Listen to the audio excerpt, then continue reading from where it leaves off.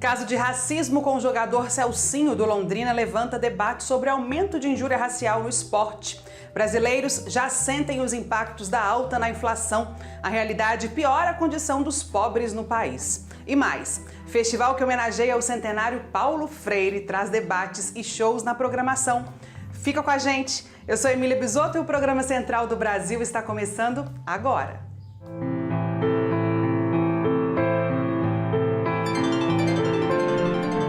Central do Brasil. E com a alta da inflação, contas básicas estão cada vez mais altas. Gás, luz, energia, arroz e feijão.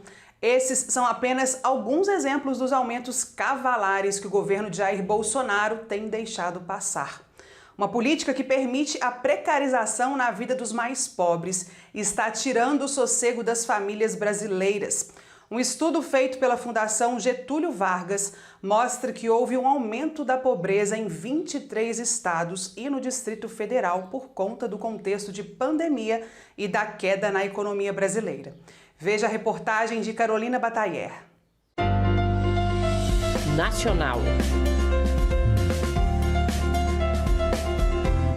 A técnica contábil Idenir Matos mora numa casa com outras 4 pessoas.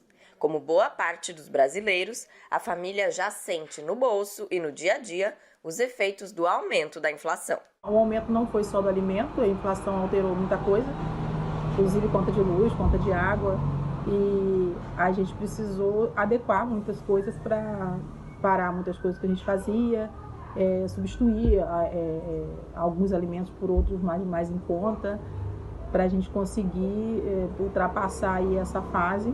Basta uma ida ao supermercado para perceber o aumento no preço de itens básicos, como arroz, feijão e óleo de cozinha.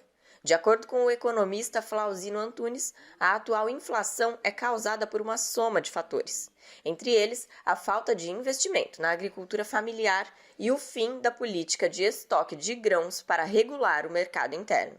O preço dos alimentos, que a gente está vendo, recorrente, a soja, óleo, arroz, feijão, milho, frango, ovo, todos esses produtos básicos da nossa alimentação foram tudo incentivados por uma exportação faltando aqui no mercado interno, fazendo com que o preço subisse, né? E o Brasil abasteceu no mundo, né? E o povo brasileiro sentindo aí a carestia dos custos da alimentação. O preço dos alimentos também varia de acordo com a alta em outros setores, como o de energia elétrica e de combustíveis.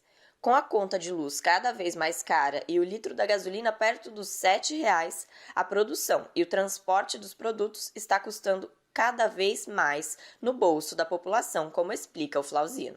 Então, o Brasil está dependente das refinarias estrangeiras, importa a gasolina, apesar de ser autossuficiente de petróleo, mas não é de gasolina, precisa importar. E a política, desde o Michel Temer, é de que a Petrobras não pode regular o preço da gasolina, dá um limite de teto. Na avaliação do economista, não há solução possível a curto prazo, uma vez que a atual política econômica brasileira realiza práticas que favorecem a concentração de renda.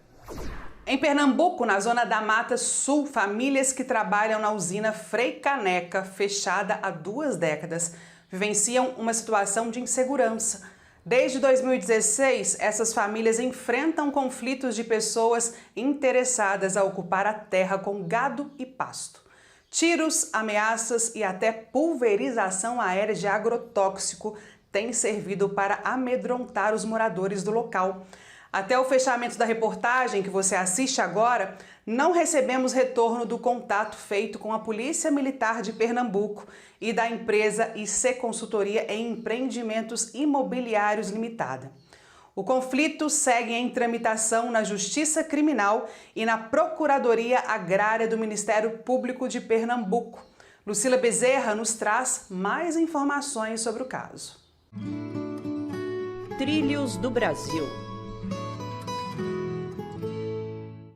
Desde 2015, a empresa IC Consultoria em Empreendimentos Imobiliários reclama o arrendamento das terras da antiga usina Frei Caneca.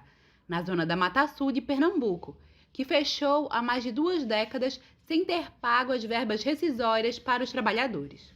Sem ter acesso aos seus direitos, as famílias que já moravam no local passaram a utilizar da agricultura familiar para garantir sua subsistência. Desde 2020, os moradores das comunidades de Fervedouro e Barro Branco, no município de Jaqueira, e Batateiras, no município de Maraial, que fazem parte do território, denunciam que aviões têm despejado agrotóxicos em suas terras. Cícera Nunes, presidenta da Federação dos Trabalhadores Rurais e Agricultores e Agricultoras Familiares do Estado de Pernambuco, analisa. O que está em jogo é a vida das pessoas e do meio ambiente. Então, se a gente tem um meio ambiente doente, as pessoas estão doentes, as pessoas vão morrer. Isso é crime. Crime ambiental, crime da saúde das pessoas. É crime de uma forma geral. Então, se é crime, é morte. Então, tem que ser denunciado, tem que ser exposto.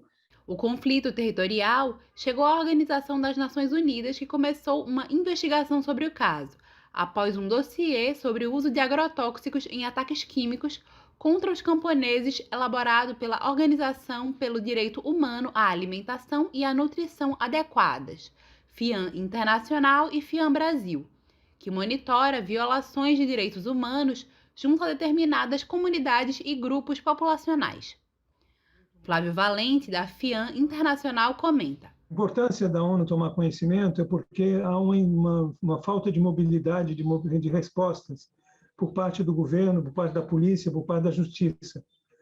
E as pessoas estão aí há 60, 70 anos na posse da terra, judicialmente elas têm direito à terra, constitucionalmente elas têm direito à terra, mas isso não é reconhecido pela justiça. A reportagem entrou em contato com a Polícia Militar de Pernambuco e a empresa IC Consultoria em Empreendimentos Imobiliários LTDA, mas não obteve resposta até o fechamento desta matéria. O conflito está em tramitação na Justiça Criminal e na Procuradoria Agrária do Ministério Público de Pernambuco.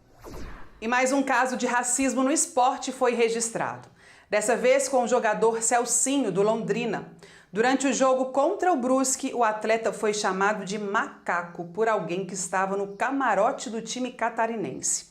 Essa foi a terceira ofensa por injúria racial sofrida pelo atleta. Em poucos dias, foram registrados 3 casos de racismo. Casos de injúria racial têm se tornado corriqueiros no ambiente esportivo. Para piorar, o diretor do time do jogador o acusou de inventar toda a história. Marcelo Medeiros, diretor executivo do Observatório da Discriminação Racial no Futebol, concedeu a entrevista a Afonso Bezerra para falar sobre o trabalho de combate ao racismo no esporte. Confira. Entrevista Central.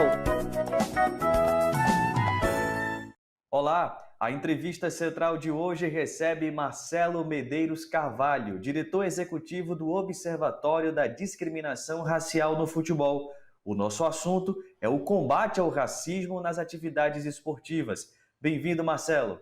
Obrigado pelo convite. Marcelo, o Observatório se empenha a documentar os casos de racismo no futebol. O que esses dados têm apontado da realidade brasileira nos últimos anos? Os dados têm apontado que as denúncias de racismo no futebol brasileiro, elas têm aumentado a cada ano. Seja por uma maior conscientização dos torcedores e dos jogadores, seja pelo aumento do discurso de ódio que nós estamos assistindo, no Brasil e no mundo. Marcelo, eu queria que você explicasse um pouco para a gente qual o significado de criar uma campanha de combate ao racismo dentro de futebol, um esporte preferido nacionalmente. O futebol brasileiro, ele tem, primeiro que ele é uma paixão nacional, e o segundo que ele tem uma visibilidade muito grande. Se nós pararmos para analisar, o futebol ele tem um espaço em todas as grandes emissoras, um espaço determinado exclusivamente para se falar de futebol. No primeiro momento se diz que é um espaço esportivo, mas 99% do tempo se fala de futebol. E essa grande paixão nacional, ela acaba que tudo que acontece no futebol vira conversa no outro dia.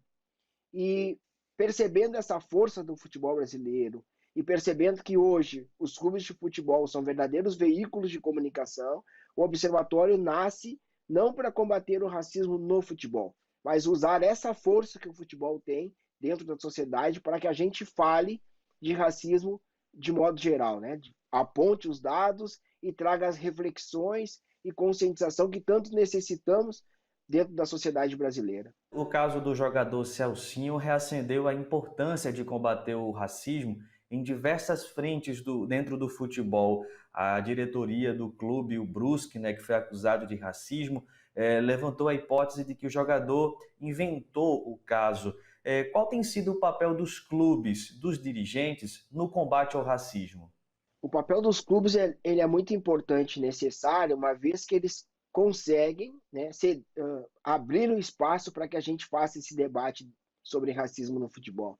Mas as diretorias dos clubes precisam também entender o que é racismo.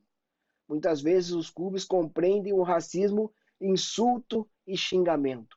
Não conseguem compreender quando nós falamos de racismo estrutural, do racismo institucional.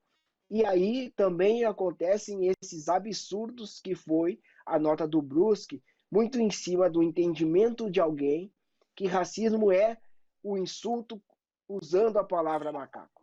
Faltou ali o conhecimento, a necessidade de entender ou de se fazer compreender que racismo também é esse grito a respeito do cabelo, esse grito a respeito dos traços das pessoas negras. Do ponto de vista da legislação, como a justiça desportiva brasileira tem incorporado o combate ao racismo como pauta?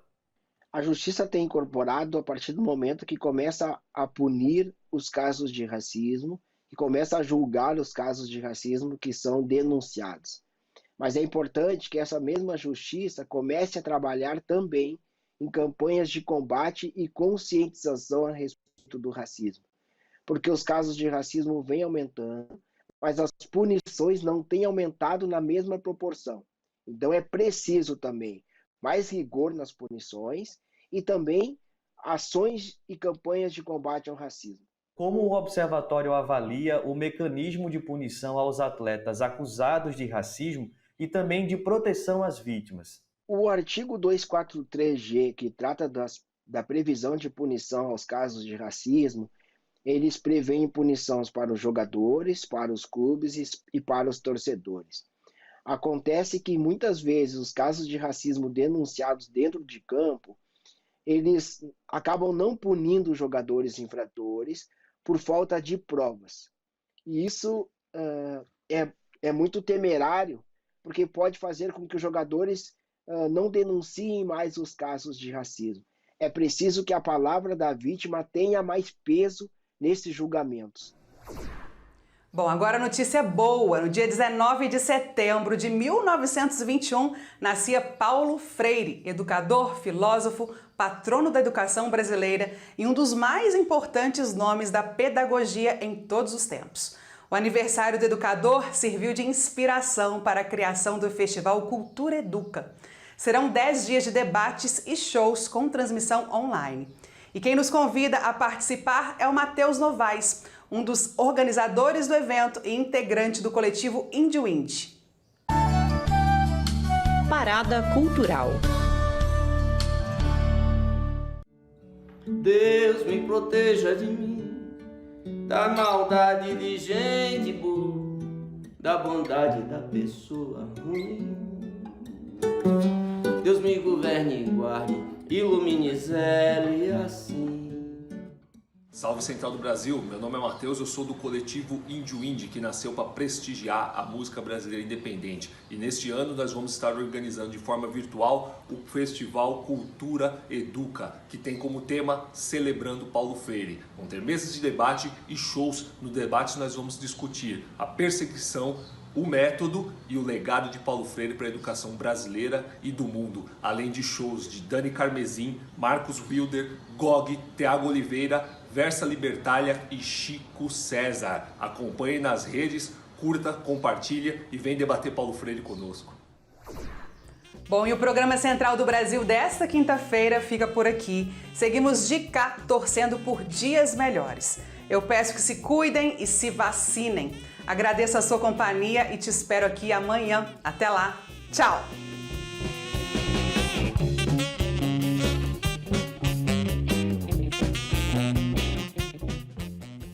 Central do Brasil, a rede de comunicação dos movimentos populares.